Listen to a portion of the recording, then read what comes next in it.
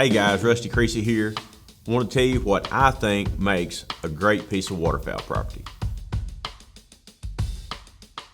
What makes a great piece of waterfowl property?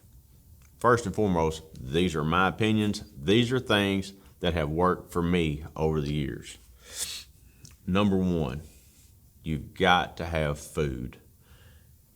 Whether it's in your hunting holes, maybe it's fields around, you've got to give those ducks a reason to stay in and around the property. It may be natural vegetation, barnyard grass, smart weed. It may be planted hot foods such as corn, maybe it's rice, whatever works for you. But anything you can do as a farmer / manager / tenant, plant as much food as you can and leave it, because those ducks are going to need it. When it gets cold, you're going to notice that they're in the corn. When it warms up a little, they're going to be in the rice. They're going to be in the millets. Anything you can do to improve the property is more than what's there to start with. In talking about food, these also kind of go hand in hand with what I like to call rest areas. Yes, you've got your places you hunt, but if you've got enough area and enough acreage, designate a place for a rest area. Because yes, it even hurts us at times. You're going to have days that those ducks don't really want to leave that rest area, but you had rather hold them and know that you've got them as to shoot that spot out and not have them at all. Because at some point, those ducks are going to get up and move around it, or in and around that rest area. So in order for the property to be the best it can be, you've got to have a designated rest area. And it's best if you can incorporate food in the rest area as well. So, diversity is key in a rest area. You've got to give those ducks something for the whole season. So I like corn for two different reasons. One, it's a hot food. Ducks love it when it's cold. It has lots of fats and carbs. They get in there and they feed up when it's really cold. So you've got the food, but you've also got cover with corn. So inside your rest area, you've got let's just say you've got 100 acres that you designate as a rest area. Maybe you plant 10 acres of corn. So that gives them some cover, that gives them some food. Maybe also in that same rest area, you've got 10 acres of rice, or however much rice. It's a different food for a different time of year. And maybe you can only afford to do that, and that's great. The other 80 acres, you let it grow up into barnyard grass, smart weeds. Maybe you plant a little millet out there. Anything you can do, and what happens is at different stages of those ducks' needs and things that they like to feed on, you've got something there for them for all those 60 days or whatever, November, December, January, or whatever your season may be, wherever you're at. And guys, this doesn't matter if you're in Arkansas, Louisiana, Mississippi, maybe you're up north.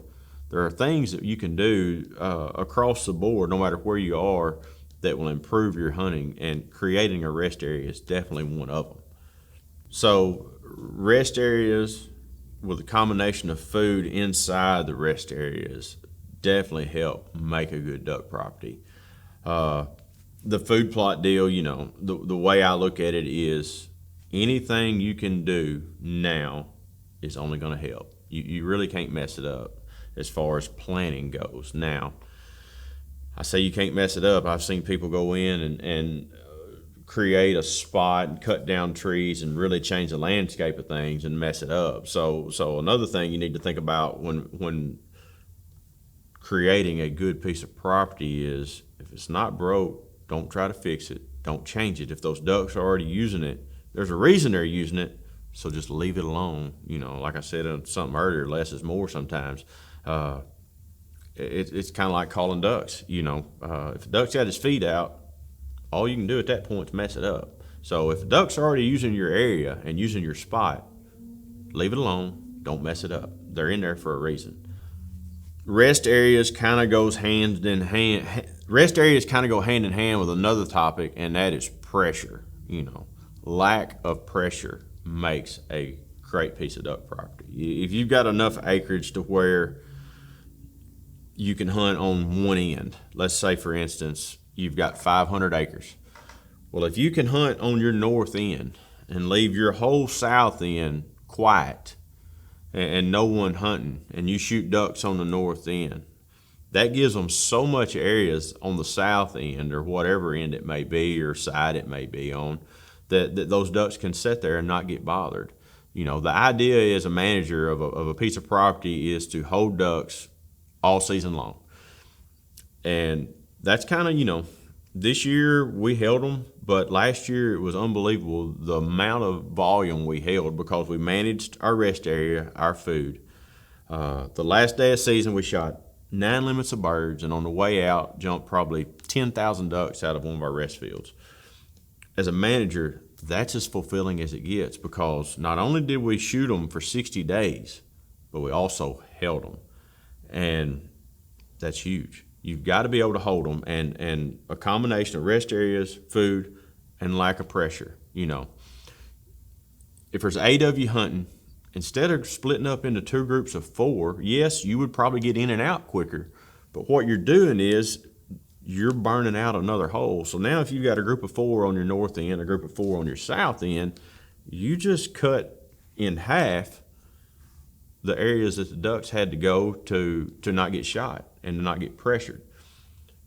So low pressure, rest areas, food, that's where we're at right now as far as some of the things that make a great piece of waterfowl property. Another huge key in a great piece of property is access.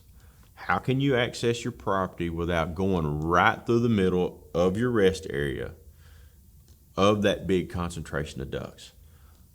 Ideally, a piece of property, you should have a road that goes directly to a hole that's the most unintrusive that it can be. So in other words, you've got a section of ground. You've got a blind on the north end.